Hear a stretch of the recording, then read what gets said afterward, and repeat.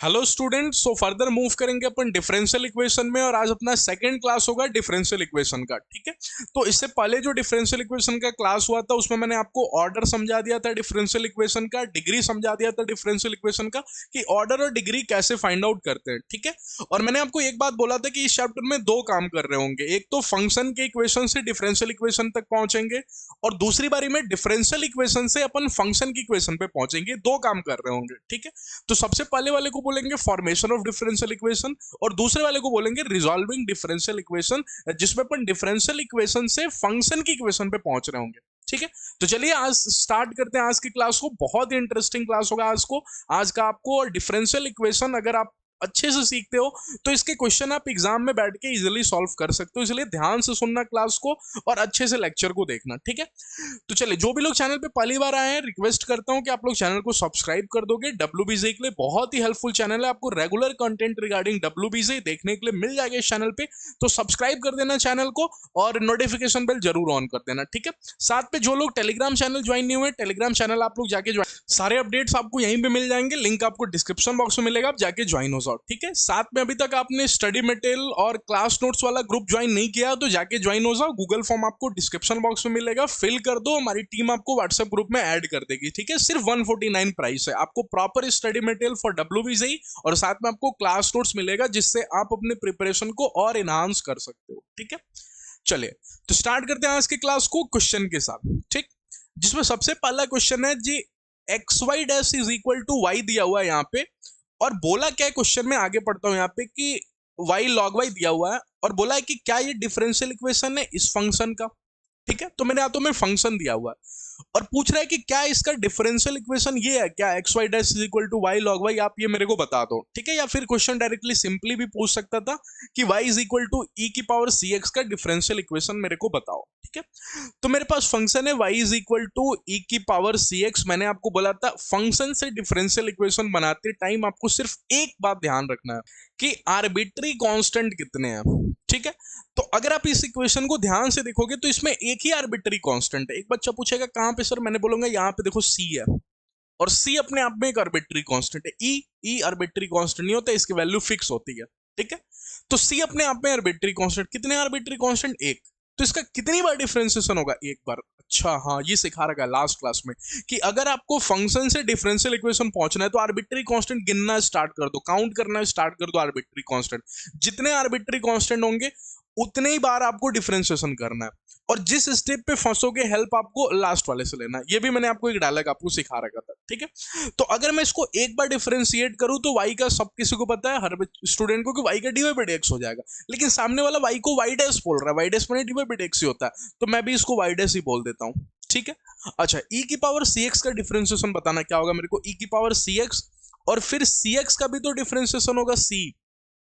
हाँ, अरे आगे फंक्शन का e की पावर cx का और फिर आप इनसाइड फंक्शन का करोगे, इनसाइड फंक्शन cx है उसका डिफरेंशिएशन c हो जाएगा। अच्छा, अब मेरे को c नहीं चाहिए होता है क्योंकि आर्बिट्री कांस्टेंट हटाना ही डिफरेंशियल इक्वेशन बनाना होता है। आर्बिट्री कांस्टेंट को रिमूव करो, डिफरेंशियल इक्वेशन बन जाएगा। ठीक है, कितने लोगों को e की पावर cx कहीं दिख रहा था, कहां पे, यहाँ पे। मैंने बोला ना जहां फंसोगे, क्या है पहले स्टेप में ही फंस गए तो मदद किससे लोगे, पहले वाले से। पहला वाला कौन है, y इज इक्वल टू ई की पावर cx।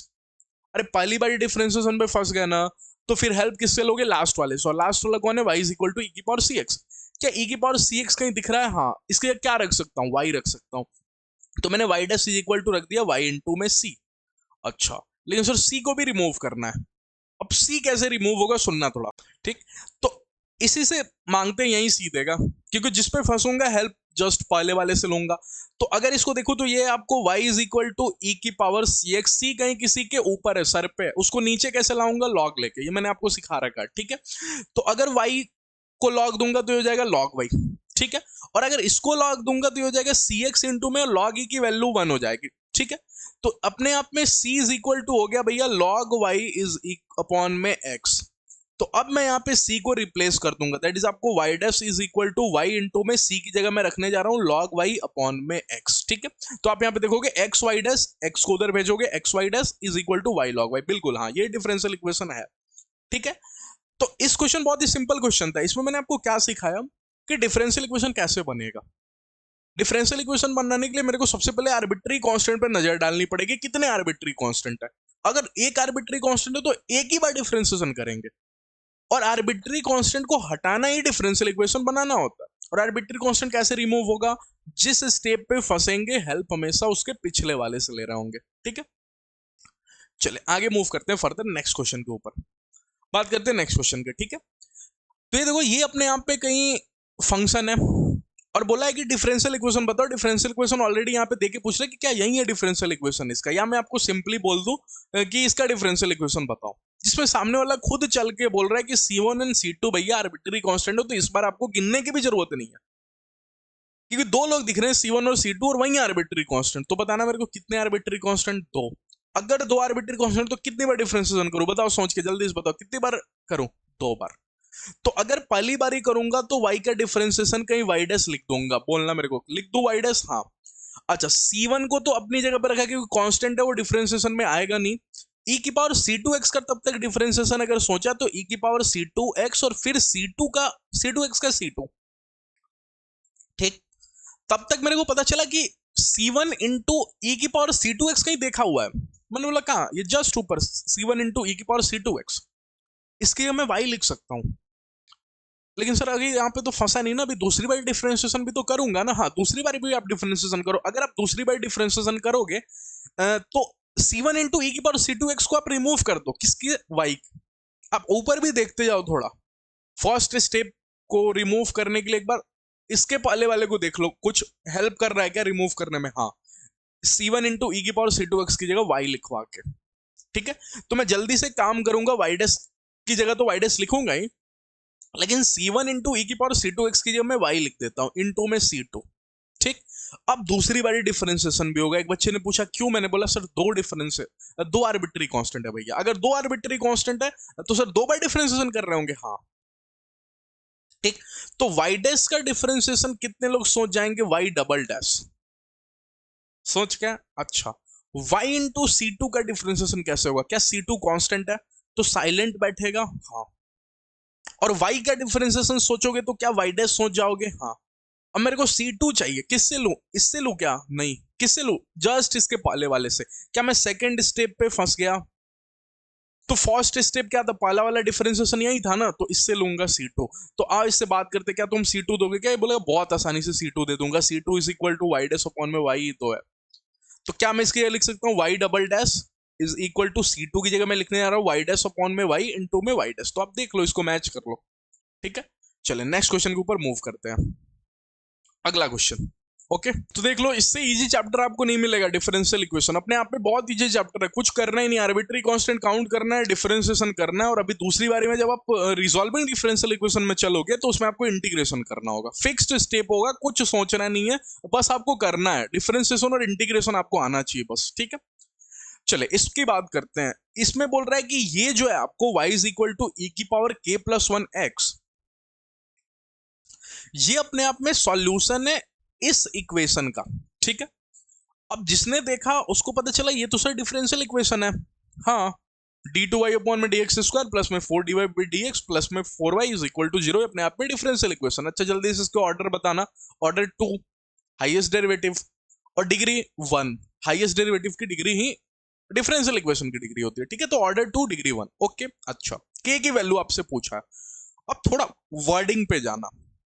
बार बार आपको क्वेश्चन में दिखेगा दिस इज अ सॉल्यूशन, इसका मतलब क्या होता है, इसका मतलब ये होता है कि d2y अपॉन में dx स्क्वायर आपको चाहिए ना, हाँ, k निकालना है आपको ना, हाँ। तो d2y अपॉन में dx स्क्वायर आपको चाहिए, कहां से लाओगे, यहां से, यहां से सर d2y अपॉन में dx स्क्वायर कैसे लाऊंगा, y है मेरे पास, अरे y को दो बार डिफरेंशिएशन कर दोगे d2y अपॉन में dx स्क्वायर आ जाएगा, हाँ।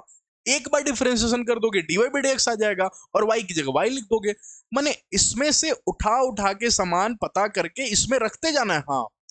इसी को बोलते हैं कि ये is a solution of this, हाँ, यही बोलते हैं। इसमें से सारे सामान पता करना है, d2y बाई dx स्क्वायर पता करना है, dy बाई dx पता करना है, y पता करना है, और सब इसको खिलाते जाना है, ठीक है। जो इक्वेशन आएगी उसमें आपको k की वैल्यू निकाल लेना है, आइए करते हैं, ठीक है।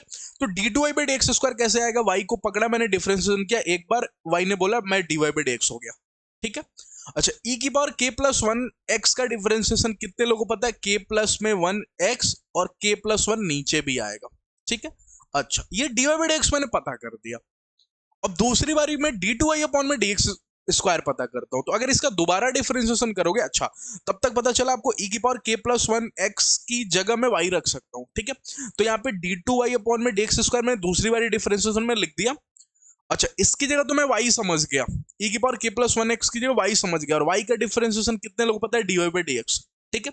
अच्छा, इनटू में k प्लस वन की जगह k प्लस वन, आई कहानी समझ में। अरे e की पावर k प्लस वन की जगह x की जगह मैंने y लिख दिया यहां इसको देख के, ठीक है। और y का डिफरेंशिएशन मेरे को पता है dy बाई dx, और ये k प्लस वन तो कांस्टेंट था, वो बेचारा रह गया, ठीक। अब मैं रखना स्टार्ट करता हूं, आओ। क्या मेरे को d2y अपॉन में dx स्क्वायर की जगह क्या मेरे को dy by dx k plus one रख देना चाहिए, हाँ ठीक है। प्लस में 4 इंटू में dy बाई dx की मेरे को क्या रख देना चाहिए, e की पावर k प्लस में वन x इंटू में k प्लस में वन, ठीक है। अच्छा, प्लस में 4 y की जगह मेरे को क्या रख देना चाहिए, e की पावर k प्लस में वन x, ओके। अच्छा, इसको वो वाला ब्रैकेट लगा लेता हूं, ठीक है। k प्लस में वन x, और हाँ यही सिर्फ y की जगह तो यही है, इज इक्वल टू 0, ओके। अच्छा, मेरे को अभी एक बात और ध्यान रखना है कि मेरे को k ही खाली चाहिए, k की वैल्यू बतानी है, तो dy बाई dx को भी रिप्लेस करना होगा, और dy बाई dx को रिप्लेस करने के लिए क्या मेरे को e की पावर k प्लस में वन x और k प्लस वन रखना होगा। k प्लस वन ऑलरेडी वो k प्लस वन का होल स्क्वायर हो जाएगा, तो यहाँ पे मैंने लिखा e की power k plus one x, और यहाँ पे हो गया आपको k प्लस वन का होल स्क्वायर। ये मैंने dy बाई dx को रिप्लेस कर दिया, यहाँ पे जो dy बाई dx था उसको मैंने रिप्लेस कर दिया, ठीक है। अच्छा, प्लस में यहाँ पे चल रहा है आपको 4 e की पावर, यहाँ पे लिखा है आपको e की power k plus one x, ठीक है। e की power k plus one x, ठीक है। अच्छा, फिर लिखा है आपको ब्रैकेट में k प्लस वन, तो यहाँ पे हो गया आपको k प्लस में वन, ठीक है। अच्छा, प्लस में यहाँ पे देखो तो y की जगह क्या लिखा हुआ है 4, एक मिनट, यहाँ पे 4 था क्या, हाँ 4, और y की जगह क्या रखना है आपको, e की पावर k प्लस वन है, e की power k plus one into x, ठीक है, इज इक्वल टू 0, ठीक है। अच्छा, कितने लोगों को एक बात दिखा कि e की power k plus one x, e की power k plus one x और e की power k plus one common आएगा और 0 हो जाएगा, ठीक है। अच्छा, तो मैंने यहाँ पे लिखा e की power k plus one x को मैंने कॉमन ले लिया, ठीक है, ओके। अंदर ही अंदर क्या रह गया मेरे को बताना, अंदर ही अंदर आपको दिखेगा k प्लस वन का होल स्क्वायर, ठीक है, प्लस में आपको दिखेगा 4k plus one, okay, plus में आपको दिखेगा केवल 4x, ठीक है, इज इक्वल टू 0। ये x यहां पे है ना, ये x यहां पे है आपको, ओके, वही मैं बोल रहा हूं, ये x आपको यहां पे है, ये x आपको यहां पे है, ठीक है। तो मैंने e की पावर, हाँ तो यहाँ पे 4 रह गया केवल, ठीक। अच्छा, ओके, इतना बात आपको समझ में आ गया। अब जस्ट आपको यहाँ पे देखना है कि या तो ये 0 होगा या तो ये 0 होगा, तो ये आपको एक्सपोनेंशियल फंक्शन है, यहाँ पे आप देखोगे तो e की पावर k प्लस में one into x is equal to 0, या तो ये वाला पार्टी 0 होगा, या तो अगर आप इसको देखोगे तो ये हो जाएगा आपको k प्लस वन का होल स्क्वायर प्लस में 4k प्लस में वन प्लस में 4 इज इक्वल टू 0, या तो यहां से, तो दोनों साइड से आपको k की वैल्यू जस्ट निकाल लेनी है, ठीक है। ओके, यहाँ पे अगर आप देखोगे तो ln लोगे, ln 0 आपको 1 हो जाएगा, तो यहां से देखोगे तो k प्लस में one x is equal to यहाँ पे हो जाएगा आपको 1, ठीक है।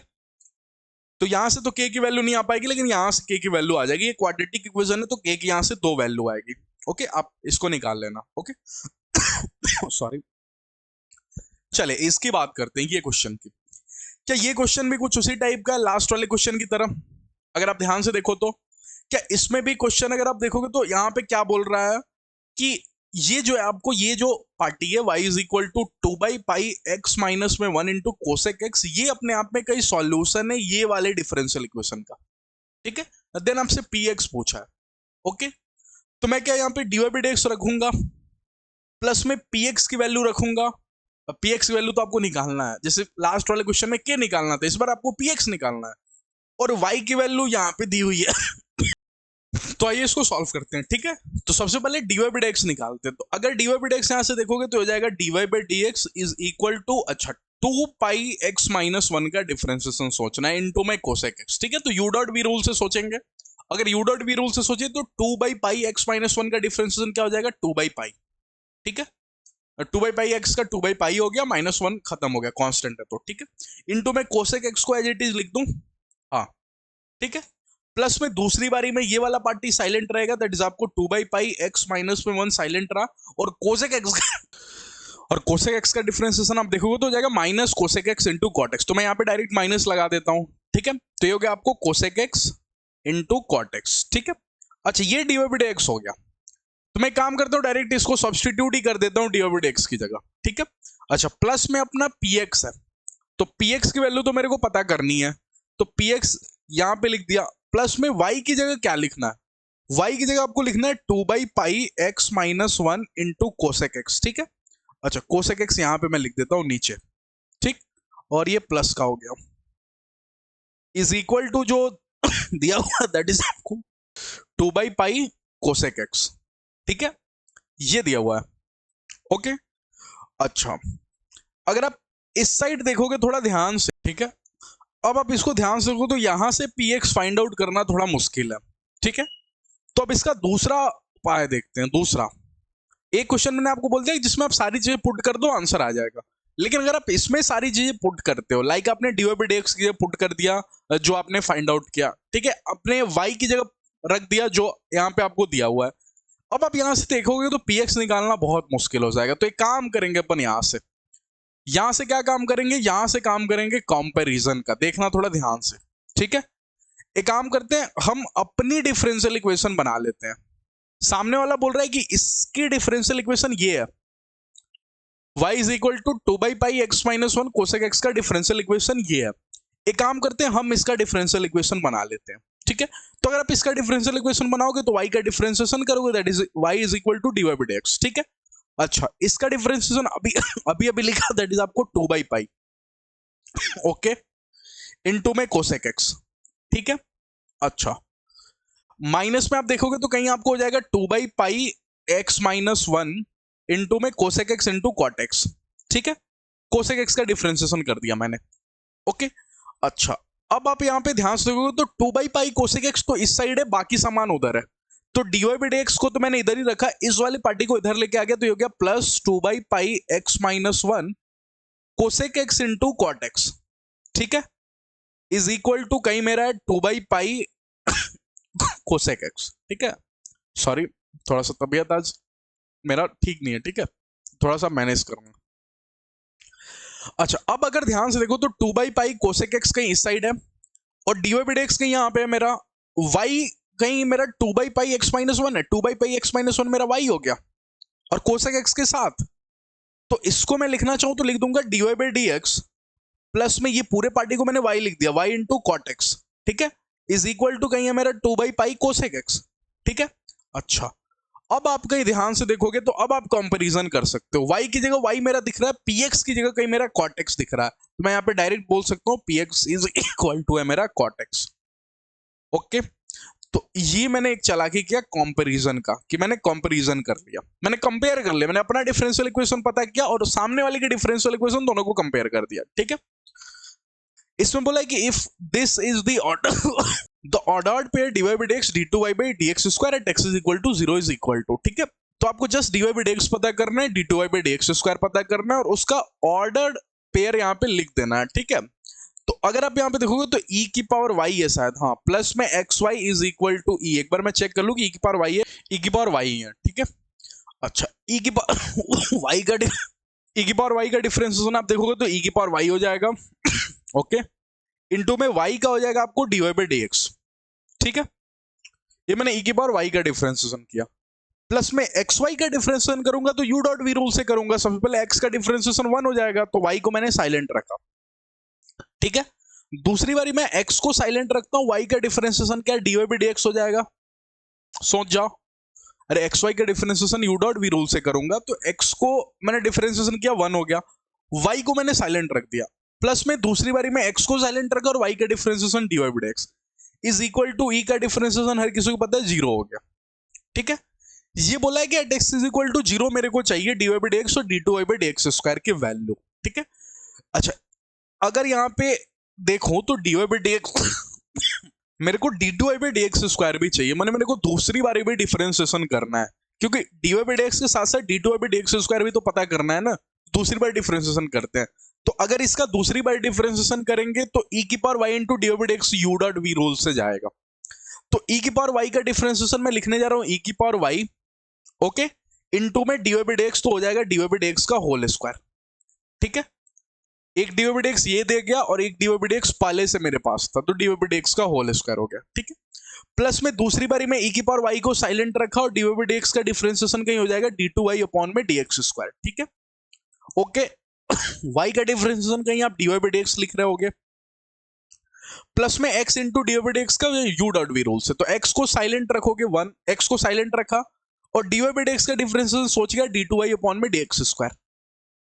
ओके, प्लस में यहां पे देखोगे तो दूसरी बारी में क्या हो जाएगा, आपको x का डिफरेंशिएशन मैंने कर दिया 1 और डी बाई डी एक्स को मैंने साइलेंट रख दिया, तो ये हो गया आपको d y by d x is equal to 0। ठीक है, ओके, अच्छा, अब यहां से मेरे को d y two y d x square मिलेगा और यहां से मेरे को डी वाई डी एक्स मिलेगा। सामने वाला बोल रहा है x इज इक्वल टू 0। ठीक है, एक काम करता हूं, इसको पकड़ता हूं, y की वैल्यू भी निकाल लेता हूं क्योंकि y भी लगेगा, y की वैल्यू भी लगेगी। तो e की पावर y प्लस में x y is equal to e है, जिसमें मेरे को x इज इक्वल टू 0 रख देना है। तो कितने लोगों को समझ में आ गया, e की power y is equal to e हुआ तो y इज इक्वल टू 1 हो गया। ठीक है, अच्छा, मैंने x इज इक्वल टू 0 और y इज इक्वल टू 1, तो आप इसमें रख देना x इज इक्वल टू 0 और y इज इक्वल टू 1, आपके हाथों में कहीं डी बाई डी एक्स आ जाएगा। ठीक है, और इसमें आप रख देना कहीं x इज इक्वल टू, वैसे आप इसमें रख दोगे x इज इक्वल टू 0 और y इज इक्वल टू 1। ठीक है, तो आपको यहां से आ जाएगा d y by d x और यहां से आ जाएगा आपको d two y by d x square. ठीक है, तो आप पुट कर देना और यहाँ पे वैल्यू आ जाएगी। ओके, चलिए नेक्स्ट टॉपिक के ऊपर मूव करते हैं, दैट इज आपको कोऑर्डिनेट ज्योमेट्री बेस्ड क्वेश्चन। अब यहां से आपको कोऑर्डिनेट ज्योमेट्री थोड़ी बहुत आनी चाहिए। ठीक है, आपसे जस्ट आपको, क्योंकि आपको पता है कोऑर्डिनेट ज्योमेट्री की जो इक्वेशन होगी वो भी एक फंक्शन की इक्वेशन होगी, वो भी एक कर्व की इक्वेशन होगी, और उस कर्व की इक्वेशन को भी डिफरेंशियल इक्वेशन बनाया जा सकता है डिफरेंशिएट करके। ठीक है, तो जस्ट आपसे यहाँ पे पूछेगा कि कोई किसी भी कर्व की इक्वेशन सबसे पहले आपको पता होनी चाहिए, देन आफ्टर आपको डिफरेंशियल इक्वेशन बनाना होगा। ठीक है, जैसे यहाँ पे पहला क्वेश्चन एकदम सिंपल सा है, मैं आपको दिखा देता हूँ। बोला कि आपको डिफरेंशियल इक्वेशन बतानी है सभी लाइंस की एक्स वाई प्लेन पे। तो आपको पता है किसी भी लाइन के एक्स वाई प्लेन पे इक्वेशन क्या होती है, y is equal to mx plus में c, सिंपल। ठीक है, अब इसमें कितने आर्बिट्री कांस्टेंट, एक बच्चा बोलेगा एक c, मैं बोलूंगा c के अलावा एक और आर्बिट्री कांस्टेंट है, दैट इज आपको m, आपको ध्यान से देखना है। तो m भी आर्बिट्री कांस्टेंट है और c भी आर्बिट्री कांस्टेंट है, तो अगर दो आर्बिट्री कांस्टेंट हो तो डिफरेंशिएशन मेरे को दो बार करना पड़ेगा। अगर पहली बार डिफरेंशिएशन करूं तो y का बोलो dy बाई dx, ठीक है, इज इक्वल टू mx का बोलो m, और c अपने आप में खत्म हो गया क्योंकि कांस्टेंट है। ठीक है, अच्छा, लेकिन दूसरी बार डिफरेंशिएशन भी करना पड़ेगा। तो दूसरी बार डिफरेंशिएशन करूंगा तो dy बाई dx का हो जाएगा डी टू वाई अपॉन में dx स्क्वायर, और m तो अपना कांस्टेंट है वो खत्म हो जाएगा। तो ये रहा मेरा differential, d two y by dx square is equal to 0। Okay, तो ध्यान से अगर आपने देखा तो आपको ये पता होना चाहिए। अगर आपको यही नहीं पता रहेगा, क्योंकि ये अब आपको नहीं देगा, पिछले सभी क्वेश्चन में आपको कर्व की इक्वेशन दे रहा था, लेकिन कोऑर्डिनेट ज्योमेट्री बेस्ड क्वेश्चन में ना आपको कर्व की इक्वेशन खुद से पता होना चाहिए। और वो कैसे पता रहेगा, जब आपको कोऑर्डिनेट ज्योमेट्री आती है।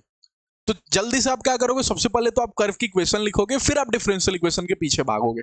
ठीक है, जैसे दूसरे क्वेश्चन पे मूव करते हैं, बोल रहे differential equation of all parabola having axis at x axis. तो सबसे पहले आपको पता होना चाहिए पैराबोला की इक्वेशन जिसका एक्सिस आपको एक्स एक्सिस पे होता है, तो पैराबोला आपको आना चाहिए। ठीक है, तो आपको पता है पैराबोला की इक्वेशन क्या होती है, y square is equal to 4ax, यही होता है ना पैराबोला की इक्वेशन, जिसमें आप इसका एक्सिस एक्स एक्सिस पे, तो अगर एक्सिस एक्स एक्सिस पे है तो x की जगह तो कुछ होगा, दैट इज आपको अल्फा बोल सकते हैं, लेकिन y 0 होगा, क्योंकि अगर एक्सिस एक्स एक्सिस पे पड़ गया एक्स एक्सिस का तो y तो 0 हो जाएगा। तो यहां पे लिखा जाता है पैराबोला की इक्वेशन, अगर आपको पता है तो y माइनस में 0 का whole square is equal to 4ax minus में x1 की जगह, ठीक है, x1 की जगह मैंने अल्फा लिख दिया क्योंकि x कोऑर्डिनेट तो होगा। अगर ये पैराबोला आपको ओरिजिन पे होता है, ओरिजिन पे होता है तो y square is equal to 4ax होता है, लेकिन वही पैराबोला अगर चल के आपको एक्स एक्सिस पे चला गया तो इस पे बोलो x कोऑर्डिनेट क्या होगा, कुछ ना कुछ होगा, दैट इज आपको अल्फा बोल दिया, लेकिन y कोऑर्डिनेट 0 होगा। तो y माइनस में y कोऑर्डिनेट क्या है 0 is equal to 4ax minus में x कोऑर्डिनेट क्या है अल्फा, ये हो जाता है पैराबोला की इक्वेशन। ठीक है, तो यहां से देखोगे ध्यान से तो ये लिखा है आपको y square is equal to 4ax minus में अल्फा। बताओ मेरे को कितने आर्बिट्री कांस्टेंट, एक बच्चे का जवाब है एक, उसने बोला कौन सा, ए नहीं दो, कौन कौन सा, एक ए भी है सर और एक अल्फा भी है। तो कितनी बार डिफरेंशिएशन करवाएगा? 2 बार। जल्दी से मेरे साथ डिफरेंशिएशन करना मेरे साथ। वाई स्क्वायर का डिफरेंशिएशन बोलो क्या? 2y into d y by d x. बिल्कुल नहीं डरोगे। वाई स्क्वायर का differentiation 2y into d y by d x लिख दोगे? हाँ। ओके, आगे वाई स्क्वायर का किया पावर का, फिर फंक्शन का y का d y by d x, ठीक है, इज इक्वल टू में 4ax माइनस अल्फा का करो। क्या 4a कांस्टेंट है, साइलेंट रहेगा। x माइनस अल्फा में x का क्या हो जाएगा? 1, और अल्फा तो अपना कांस्टेंट है, खत्म हो गया, तो ये सिर्फ 4a हो गया। ओके, अच्छा, एक मिनट, ठीक है। अब दूसरी बारी भी तो डिफरेंशिएशन होगा, क्योंकि दो आर्बिट्री कांस्टेंट थे इसमें, तो दूसरी बारी भी डिफरेंशिएशन होगा। अगर दूसरी बार डिफरेंशिएशन करूंगा तो बोलो 2y का क्या हो जाएगा? 2 इंटू में y into d y by d x का यू डॉट वी रूल से। तो y का डिफरेंशिएशन किया तो dy बाई डी एक्स, और एक dy by d x already था, तो dy बाई डी एक्स का होल स्क्वायर प्लस में, ठीक है। अच्छा, प्लस में फिर से मैंने लिख दिया यहाँ पे 2, अब की बारी में y को साइलेंट रख रहा हूं, और dy बाई डी एक्स का हो जाएगा d2y अपॉन में dx स्क्वायर, और इज इक्वल टू इधर तब तक देखो तो 4a का हो जाएगा आपको 0। ओके, तो ये हो गया मेरा डिफरेंशियल इक्वेशन। तो इसमें सबसे इंपॉर्टेंट बात ये नहीं है कि आपको डिफरेंशियल इक्वेशन, ये तो अपन सीख चुके हैं। इंपॉर्टेंट क्या है कि आपको ये लिखने आना चाहिए, कर्व की इक्वेशन। बस यही चीज आपको अलग है, यही बात आपको अलग है कोऑर्डिनेट ज्योमेट्री वाले में, ठीक है, कि आपको कोऑर्डिनेट ज्योमेट्री आनी चाहिए, तभी आप सबसे पहले कर्व की इक्वेशन बना पाओगे। ओके, नेक्स्ट क्वेश्चन की तरफ मूव करते हैं। The differential equation satisfied by the system of parabolas this is. ठीक है, अब इसमें जस्ट आपको डिफरेंशियल इक्वेशन बना देना है। ऑलरेडी आपको पैराबोला की इक्वेशन दी हुई है, कर लोगे खुद से, तो डू योरसेल्फ लिख देता हूं। इसमें कुछ करना ही नहीं है, आपको एक आर्बिट्री कांस्टेंट है कि 2 बताना मेरे को जल्दी से। एक बच्चा बोलेगा 2 सर यहाँ पे ए और यहाँ पे ए। मैं बोलूंगा आपने क्या मेरा वो लेक्चर देखा क्या जिसमें मैंने आपको समझाया आर्बिट्री कांस्टेंट काउंट करना? क्या ये और ए और एक ही आर्बिट्री कांस्टेंट है? हाँ, तो एक ही बार डिफरेंशिएशन होगा, ठीक है। तो जस्ट आपको प्रैक्टिस के लिए दे दिया, आप खुद से ट्राई कर सकते हो, ठीक है। अच्छा, ये इस क्वेश्चन के ऊपर आते हैं। दिया हुआ है find the curve for which normal at every point passes through a fix point. Normal की बात की जा रही है, किसी फिक्स पॉइंट से पास कर रहा है। नॉर्मल क्या होता है? कि स्ट्रेट लाइन। स्ट्रेट लाइन की इक्वेशन क्या होती है? y माइनस में y1 is equal to slope x minus में x1, यही होता है ना। तो अगर ये कोई एक फिक्स पॉइंट से पास कर रहा है तो मैं y माइनस में y1 लिख सकता हूं, ठीक है। चूंकि ये नॉर्मल है, तो नॉर्मल का स्लोप क्या होता है? एक लाइन का स्लोप होता है डी बाई डी एक्स, और नॉर्मल यदि है वो मैंने नॉर्मल है तो 90 डिग्री पे, तो उसका स्लोप क्या हो जाएगा? टेंजेंट के स्लोप का जस्ट अपोजिट, दैट इज आपको -1 अपॉन में d y by d x, क्या यही हो जाएगा? x माइनस में x1। ये मैं कर्व, अब थोड़ा सोच के बताना, क्या ये कर्व का इक्वेशन है या डिफरेंशियल इक्वेशन है? ये डिफरेंशियल इक्वेशन है, क्योंकि इसमें d y by d x है, ठीक है। अगर आप इसको ध्यान से देखोगे तो ये लिखा हुआ है आपको d y by d x is equal to कहीं x1 माइनस में x is equal to y minus में y1, क्या यही लिखा? अब यहां से आपको कर्व की इक्वेशन बनानी है, वो आप सीखना है।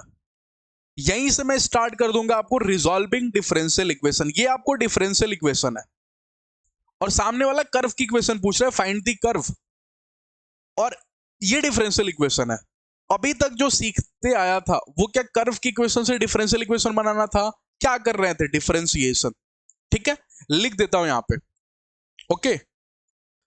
अब मैं आपको यहां पे ओवरव्यू दे देता हूं, ठीक। अब मैं आपको ओवरव्यू दे देता हूं। क्या सबसे स्टार्टिंग में जो पढ़ा, दैट इज आपको कर्व की इक्वेशन से डिफरेंशियल इक्वेशन बनाना, ठीक है। कर्व की इक्वेशन मेरे पास थी और मेरे को बताना था डिफरेंशियल इक्वेशन बनाओ। तो क्या कर रहे थे? क्या अपन डिफरेंशिएशन कर रहे थे? हाँ। कितनी बार डिफरेंशिएशन कर रहे थे? कौन बता रहा था? Arbitrary constant. आर्बिट्री कांस्टेंट जितना होगा उतनी बार डिफरेंशिएशन करेंगे, डिफरेंशियल इक्वेशन में पहुंच जाएंगे, ठीक है। लेकिन अब इसका उल्टा, अब मेरे को डिफरेंशियल इक्वेशन से कर्व की इक्वेशन पे पहुंचना होगा, जस्ट इसका उल्टा। तो बताओ मेरे को क्या करना होगा? डिफरेंशिएशन का उल्टा क्या होता है? इंटीग्रेशन। अब मेरे को करना होगा इंटीग्रेशन। अब इसके कितने तरीके होते हैं ये सीखते हैं, दैट इज आपको रिजॉल्विंग डिफरेंशियल इक्वेशन। इसके 4 तरीके होते हैं, और यही सबसे इंपॉर्टेंट है। यही क्वेश्चन आपको एग्जाम में पूछा जाएगा।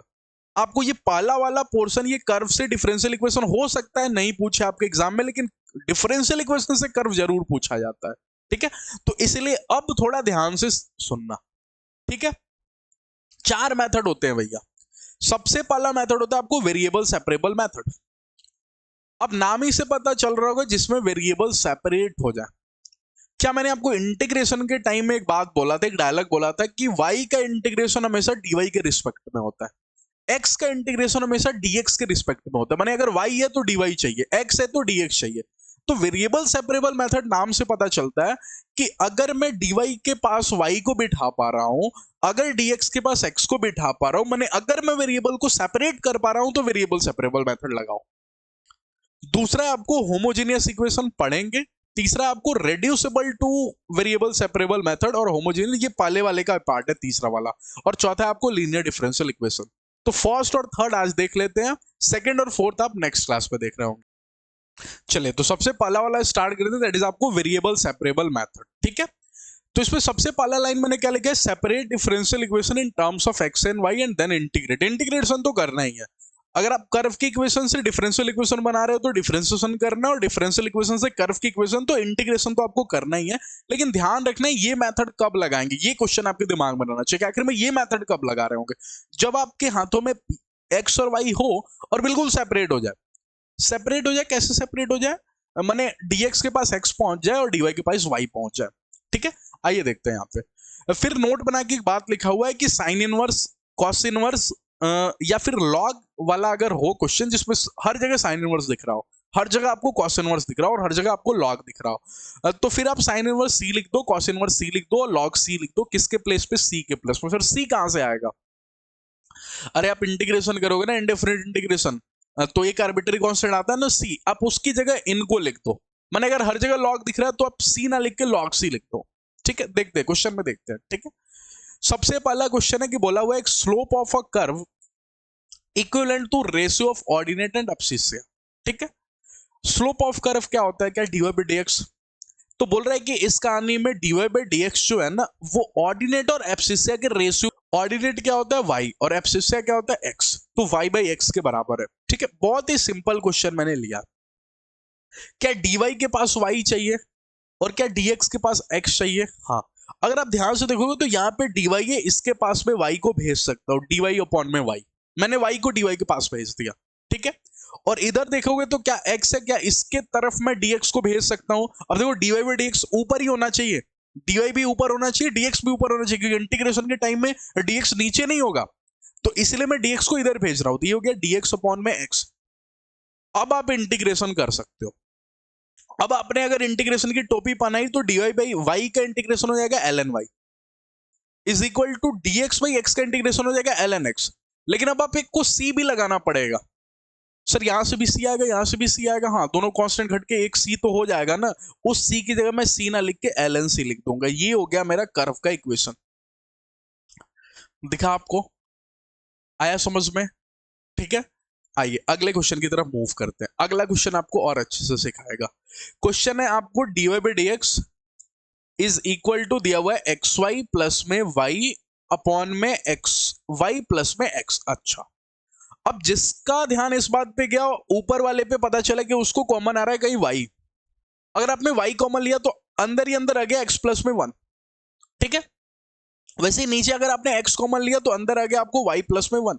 ठीक है, अच्छा अब कितने लोगों को पता है मेरा चालाकी क्या होना चाहिए, चालाकी क्या होना चाहिए, dy के पास में y वाले लोगों को भेजना है, y की सारी पार्टियां dy के पास, और ध्यान रखना चाहिए कि dy भी ऊपर होना चाहिए और dx भी ऊपर होना चाहिए, तभी इंटीग्रेशन हो पाएगा।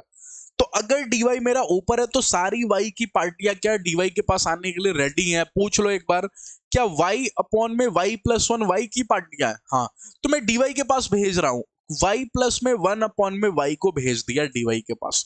ठीक है, इज इक्वल टू इधर देखोगे तो x प्लस में 1 अपॉन में x, इसके पास में dx को भेज दिया। अब मैं इंटीग्रेशन कर सकता हूं क्या? हाँ, मैंने सेपरेट कर लिया, मैंने y की सारी पार्टियां को dy के पास भेज दिया जिसमें dy ऊपर है, और x की सारी पार्टियां को मैंने dx के पास भेज दिया जिसमें dx ऊपर है। अब मैं अगर इंटीग्रेशन करूं तो कितने लोगों को पता है y अपॉन में y कहीं 1 हो जाएगा और 1 का इंटीग्रेशन कहीं y हो जाएगा। ठीक है, प्लस में फिर यहां से 1 अपॉन में y होगा, कहीं उसका इंटीग्रेशन ln y हो जाएगा। अरे जस्ट आप डिवाइड कर रहे हो ना, y की डिवाइड y से मारोगे तो 1 होगा, और 1 इंटू dy का इंटीग्रेशन क्या हो जाएगा y, और 1 अपॉन में y का इंटीग्रेशन ln y हो जाएगा। सेम टू सेम ऐसे ही इधर x का x से डिवाइड मारोगे तो 1 होगा और dx x हो जाएगा, प्लस में 1 अपॉन में x का क्या हो जाएगा ln x, प्लस में, अच्छा हर बार हर जगह c नहीं दिख रहा, सॉरी हर जगह ln नहीं लिख रहा, इसलिए सिर्फ c लिखेंगे, यहाँ पे ln c नहीं लिखेंगे। अरे यहाँ पे y भी है x भी है, सभी जगह ln था पिछले क्वेश्चन में, यहां भी ln y ln x, तब जाके मैंने ln c लिखा। ठीक है, चलिए अगले क्वेश्चन की तरफ मूव करते हैं, ये क्वेश्चन। ओके ओके, आइए dy के पास मेरे को y की सारी पार्टियां को पहुंचा देना है, सारी y की पार्टियां dy के पास। तो एक y तो मैं यहीं पे छोड़ रहा हूं, y इंटू में dy, ठीक है। बाकी y की पार्टी कहीं 1 प्लस में y स्क्वायर है क्या? हाँ, तो 1 प्लस में y स्क्वायर को मैंने यहां पे रख दिया, इज इक्वल टू, अगर यहां पे देखो तो यहां पे आपको 1 प्लस में x स्क्वायर अपॉन में 1 प्लस में x स्क्वायर, और यहां मैं कहीं x को रखूंगा इंटू में x इंटू में dx मेरा आ गया। मैंने सारी y की पार्टियां को dy के पास भेज दिया, सारी x की पार्टियां को dx के पास भेज दिया। अब मैं आराम से इंटीग्रेशन कर सकता हूं, ठीक है। अब मैं इजीली इंटीग्रेशन कर सकता हूं। कितने लोगों को पता चला इस वाले इंटीग्रेशन के टाइम तो मेरा ध्यान सिर्फ इस बात पे गया कि 1 डिग्री का डिफरेंस। अरे y स्क्वायर और y में 1 डिग्री का डिफरेंस, अगर 1 डिग्री का डिफरेंस होता तो क्या करते? Substitution method. और जिन्होंने मेरे से पढ़ रखा है इंडिफरेंट, उनको पता है डायरेक्ट आंसर नीचे वाला हो जाता है 1 प्लस में y स्क्वायर। अरे इसका इंटीग्रेशन डायरेक्ट 1 प्लस में y स्क्वायर, क्योंकि अगर आप इसको t बोल रहे होगे तो ऊपर वाला dt बन जाएगा, और dt का इंटीग्रेशन t हो जाएगा, t माने 1 plus y square, direct answer नीचे वाला, ठीक है। लेकिन इसका इंटीग्रेशन सोचते हैं थोड़ा ध्यान से, ठीक है। इसका इंटीग्रेशन में मजा है। कितने लोगों को पता चला कि इसका इंटीग्रेशन जब करने जाएंगे ना, तो मेरे को 1 प्लस में एक्स स्क्वायर नीचे दिख रहा होगा, और ऊपर मेरे को 1 प्लस एक्स स्क्वायर यहाँ पे है। तो जहां तक जरूरत है वहां तक मैं सेपरेट कर लूंगा। तो कितने लोगों को ध्यान में आया कि 1 प्लस में एक्स स्क्वायर ऊपर से 1 प्लस एक्स स्क्वायर नीचे खींच लूंगा, इनटू में एक्स भी मैंने यहीं पे दे दिया, ठीक है। मैंने इस पूरी पार्टी को सेपरेट कर लिया। प्लस में यहां पे देखोगे तो ऊपर कहीं आपको रह जाएगा सिर्फ एक्स स्क्वायर। अच्छा, इस एक्स को भी यहां पे नहीं रखता हूं, मल्टीप्लाई में है ना, तो दो चीजें मल्टीप्लाई में होती है तो किसी एक ही के नीचे जाती है, ठीक है। तो यहां पे आपको रह गया सिर्फ एक्स, क्योंकि मैंने 1 प्लस एक्स स्क्वायर को तो इसको दे दिया, तो यहां पे रह गया आपको सिर्फ एक्स। ये हो गया आपको एक्स अपॉन में, नीचे हो गया आपको 1 प्लस में एक्स स्क्वायर इंटू में एक्स, ठीक है, dx, ठीक है। अच्छा, यहां पे एक एक्स रह गया। ओके, क्या आपको समझ में आया? क्या आपको ये बात समझ में आया? अरे नीचे नीचे का एलसीएम लोगे 1 प्लस में एक्स स्क्वायर इंटू एक्स ही होगा, तो ऊपर ऊपर से यही आएगा 1 plus x square plus x, मैंने जस्ट सेपरेट कर दिया। अब इससे फायदा क्या हुआ कि ये पार्टी खत्म हो गई, वैसे ही ये पार्टी भी खत्म हो गई। क्या इसका इंटीग्रेशन आपको 1 अपॉन में x दिखा? दैट इज आपको ln x। इसका इंटीग्रेशन देखने जाओगे तो dx अपॉन में 1 प्लस एक्स स्क्वायर, तो फोटो मैच कराओगे ना।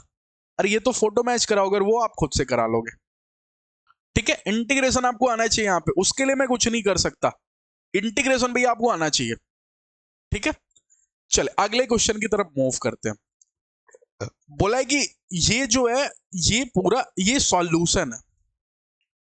If solution of this can be represented by y is equal to yx and y0 is equal to 1, then y pi आपको बताना है। रुको रुको रुको एक मिनट रुको, बहुत सारा बात बोल दिया।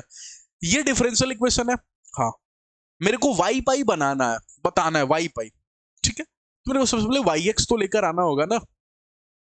अरे मेरे को yx लेके आना होगा, तब तो मैं x की पाई रख दूंगा, y पाई आ जाएगा। yx माने क्या? फंक्शन।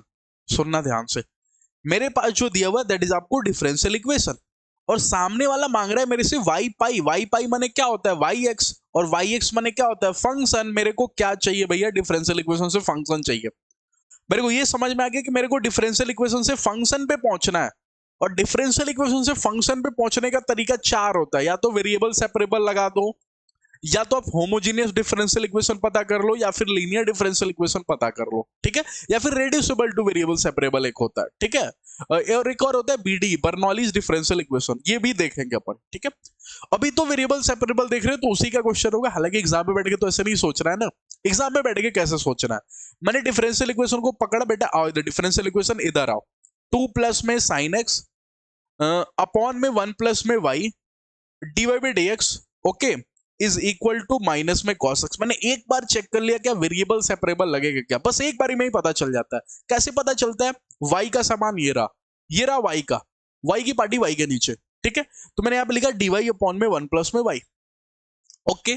और यहां पे देखो तो ये लिखा माइनस cos x अपॉन में 2 प्लस में sin x, और यहां पे dx को मैंने छोड़ दिया, तो ले हो गया सेपरेट। मेरे को जो चालाकी करनी थी वो हो गई। अब मैं इंटीग्रेशन कर दूंगा, क्योंकि जो चालाकी मेरे को करनी थी, dy के पास y की पार्टी, dx के पास x की पार्टी, वो मैंने कर लिया। अब dy अपॉन में 1 प्लस वाई का इंटीग्रेशन हर बच्चे को पता है ln 1 प्लस वाई, भैया मना मत करना, ठीक है।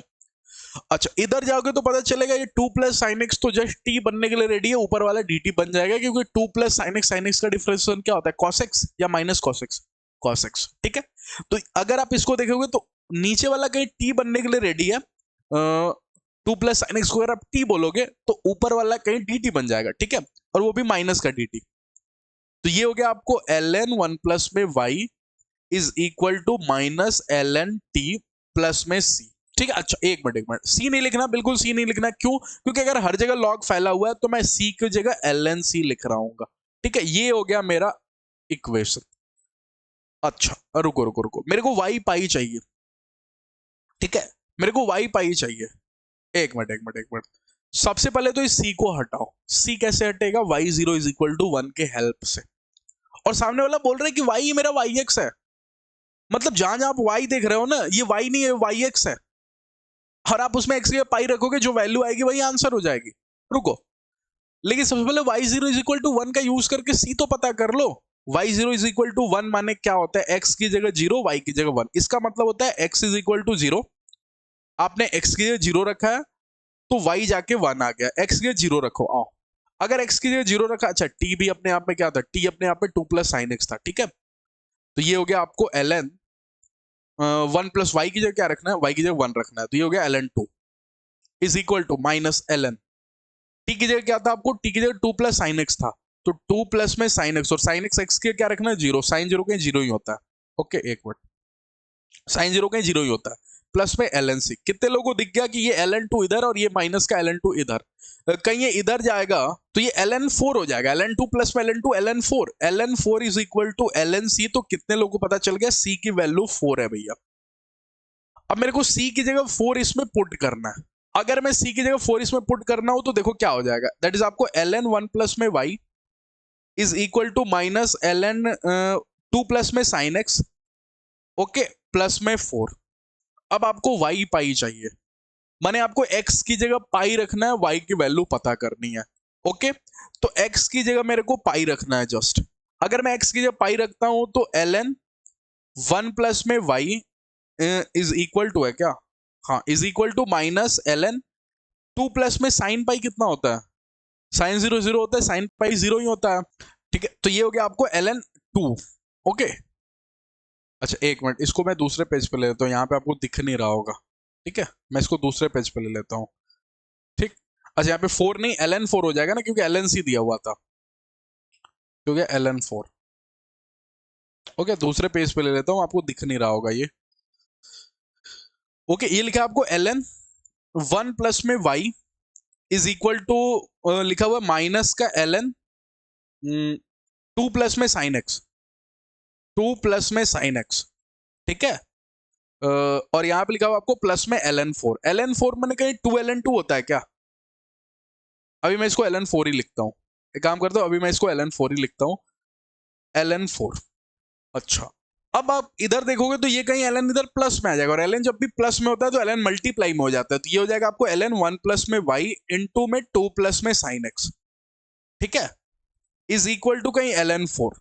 तब आपको पता चलेगा ये एल एन भी खत्म हो गया, ये एल एन भी खत्म हो गया, ये हो गया आपको वन प्लस में वाई। अच्छा साइन एक्स की मेरे को पाई भी रखना है, तो टू प्लस में साइन पाई, साइन पाई कहीं जीरो होता है तो सॉरी साइन पाई आपको माइनस वन हो जाता है, तो टू और माइनस वन आपको कहीं वन हो गया, तो ये वन इज इक्वल टू ये हो गया आपको फोर, ठीक है। तो ये हो गया आपको one plus y, that is y is equal to आपको हो गया थ्री, फोर माइनस में वन, ठीक है। आई आपको बात समझ में? तो यहां पे आपको सिंपली क्या करना था? सबसे पहले कर्व की इक्वेशन बनानी थी, और कर्व की इक्वेशन बनाना माने डिफरेंशियल इक्वेशन से वेरिएबल सेपरेबल लगा सकते हैं, या फिर आगे चल के पढ़ेंगे होमोजेनियस डिफरेंशियल इक्वेशन, या फिर आपको लीनियर डिफरेंशियल इक्वेशन से भी कहानी सॉल्व हो रहे होंगे, ठीक है। अगले क्वेश्चन की तरफ मूव करते हैं। Next question, y dash is equal to y plus one है, वाई जीरो की वैल्यू वाई है, वाई एल एन टू आपको बताना है, क्या आप खुद से कर लोगे? अब ये भी ऐसा क्वेश्चन करके दिखाया आपको, y dash is equal to y plus one है, जिसमें आपको वाई एल एन टू बनाना, तो सबसे पहले वाई एक्स लेकर आओगे, कर्व की इक्वेशन लेकर आओगे। क्या ये d y by d x is equal to y plus में वन लिखा हुआ है? हाँ। क्या d y by d x के नीचे मैं वाई वाली पार्टी को लेकर रख सकता हूँ, वाई प्लस में one is equal to d x? क्या मैं इंटीग्रेशन कर दूं? हाँ। अगर मैंने इंटीग्रेशन किया तो डी वाई अपॉन में वाई प्लस वन का इंटीग्रेशन बोलो एल एन वाई प्लस में वन, ओके। अच्छा डी एक्स का इंटीग्रेशन बोलो एक्स प्लस में सी, ओके। अच्छा इसमें मेरे को y zero is equal to one रखना है। कितने लोगों को पता है इसमें y zero is equal to one रखना, मैंने एक्स की जगह जीरो और वाई की जगह वन रखना। तो अगर मैं ऐसा रखता हूं एक्स की जीरो और वाई की जगह वन, तो ये हो गया एल एन, एक मिनट, एल एन, और वाई की जगह मैं वन रखूंगा तो क्या एल एन टू हो गया, अरे y की जगह 1 रखना है तो 1 + 1 2 हो गया, और x की जगह मेरे को 0 रखना है, प्लस में c, तो कितने लोगों को समझ में आ गया, c की वैल्यू ln2। ठीक है, अब मैं c की जगह ln2 रखूंगा, अगर मैंने c की जगह ln2 रखा तो ये हो गया ln y प्लस में 1 is equal to x plus में ln2। अब मेरे को y ln2 पता करना है, ln2 मैंने जो y के अंदर होता है वो x की वैल्यू होती है, x is equal to ln2 रखना है मेरे को। अगर आप x के ln2 रखोगे तो देखो यहाँ पे क्या हो जाएगा, y ln y प्लस में 1 okay is equal to x के मेरे को क्या रखना है ln2, ln2 रख दिया मैंने, और ऑलरेडी यहाँ पे ln2 था, तो कितने लोगों को पता चला, ये हो गया ln y प्लस में 1, और ln2 कहीं ऐड होता है क्या, 2 ln2 होता है क्या, हाँ वो भी कर सकते हो, तब भी आपको पता चलेगा ये ln4 लिखा हुआ है। अरे नहीं आया समझ में, लॉग तो पता है ना, लॉग में चीजें प्लस में होती है तो मल्टीप्लाई में हो जाता है, तो 2 ln से 1 ln बना और 2 और 2 मल्टीप्लाई हो गया 4। अगर आप ऐसे भी लिखोगे दैट इज आपको 2 ln2, दोनों आप मान जो ऐड कर देते हो 2 ln2 लिख देते हो, तो आपको पता चलेगा ये ln2 पावर जस्ट ऊपर होता है 2 का स्क्वायर, तो ln4 ही है। ठीक है, तब आपको पता चलेगा ये ln भैया, ये ln भैया खत्म हो गया, यहां से y की वैल्यू आ गई 3 फिर से। ठीक है, चले अगले क्वेश्चन की तरफ मूव करते हैं। Okay, next question. ओके, तो आज थोड़ा सा मैं क्लास को पहले, क्योंकि आप देख ही रहे हो मेरा तबीयत थोड़ा सा ठीक नहीं है। ठीक है, तो ये 2 क्वेश्चन आपको रह गए आज की क्लास में, नेक्स्ट क्लास में देख लेंगे। ओके, और भी बहुत सारे क्वेश्चंस हैं आपको फॉर्मेशन ऑफ डिफरेंशियल इक्वेशन का, जिसमें वेरिएबल सेपरेबल मेथड का, जिसमें और थोड़े अच्छे क्वेश्चन आएंगे, जिसमें आपको कोऑर्डिनेट ज्योमेट्री भी थोड़ा सा मिक्स दिखेगा, जैसे इसमें देखो origin such that length of N arm, इसमें कोऑर्डिनेट ज्योमेट्री भी मिक्स है। तो आगे कोऑर्डिनेट ज्योमेट्री से जैसे ये क्वेश्चन जिससे अपन बड़े ना, ये वाला क्वेश्चन कहाँ गया, ये वाला क्वेश्चन देखो, क्या इसमें कोऑर्डिनेट ज्योमेट्री था। हाँ, अब कोऑर्डिनेट ज्योमेट्री की बात कुछ इस प्रकार से बोली हुई थी कि डिफरेंशियल इक्वेशन बना, और डिफरेंशियल इक्वेशन से मेरे को कर्व की इक्वेशन पे पहुंचना था। तो इसी टाइप के कुछ क्वेश्चन होंगे जो स्टार्टिंग में दिखाऊंगा, फिर एचडी पे मूव करेंगे, फिर एलडी पे मूव करेंगे। ठीक है, तो एक क्लास और आपको आएगा, या फिर 2 क्लास भी आ सकता है, डिफरेंशियल इक्वेशन आपको 1-2 क्लास में और फाइनल हो जाएगा, फिर आपको मैं डेफिनेट इंटीग्रेशन पढ़ाऊंगा। ठीक है, और फिर आई थिंक आपको मैथ्स का सारा सिलेबस मैक्सिमम आपको कवर हो जाएगा। तो डिफरेंशियल इक्वेशन के बाद अपन कौन सा चैप्टर पढ़ रहे होंगे, डेफिनेट इंटीग्रेशन। ठीक है, इनडेफिनेट मैंने पढ़ा दिया ऑलरेडी, डेफिनेट इंटीग्रेशन हो गया। फिर आपको मैं रिलेशन एंड फंक्शन पढ़ा दूंगा, सेट रिलेशन हो गया। ठीक है, सेट रिलेशन में आपको पढ़ा दूंगा 1 या 2 क्लास इसका आएगा ज्यादा से ज्यादा। ठीक है, फिर मैं आपको कॉम्प्लेक्स नंबर पढ़ा दूंगा, कॉम्प्लेक्स नंबर। ठीक है, तो इस मंथ के एंड तक ये 3 चैप्टर ही मेरे को पढ़ाना है, बाकी सारे चैप्टर्स मैंने पढ़ा रखा है। परम्यूटेशन एंड कॉम्बिनेशन हो गया, बाइनोमियल थ्योरम हो गया, मैट्रिक्स डिटरमिनेंट हो गया, लिमिट कॉन्टिन्यूटी डिफरेंशिएबिलिटी हो गया, सब मैंने पढ़ा रखा है। तो सब आपको जाके पढ़ना है, जस्ट आपको बाकी सारे चैप्टर और सॉरी एलिप्स पैराबोला, इसका मैं लिंक आपको टेलीग्राम चैनल पे दे दूंगा, जो मैंने खुद पढ़ाया हुआ है, आप वहां से आके पढ़ सकते हो। ठीक है, और टाइम मिलेगा तो मैं इस साल भी पढ़ा दूंगा, वो मैंने लास्ट ईयर पढ़ाया था। ठीक है, लेकिन वो दूसरे प्लेटफॉर्म पे, उसका लिंक मैं आपको टेलीग्राम चैनल पे दे दूंगा। आप सभी लोग टेलीग्राम चैनल पे रहना, वहां मैं आपको एलिप्स पैराबोला और हाइपरबोला का लिंक दे दूंगा, आप जाके पढ़ लेना। और सबसे पहले मैं ये चैप्टर्स कंप्लीट करूंगा, इफ इन केस टाइम मिला तो मैं आपको एलिप्स और पैराबोला भी पढ़ा दूंगा इस चैनल पे। ठीक है, बाकी मिलते हैं नेक्स्ट क्लास में। Thank you all of you, channel पे पहली बार होगे तो प्लीज सब्सक्राइब कर देना, सपोर्ट करना। मिलते हैं नेक्स्ट क्लास में, थैंक यू।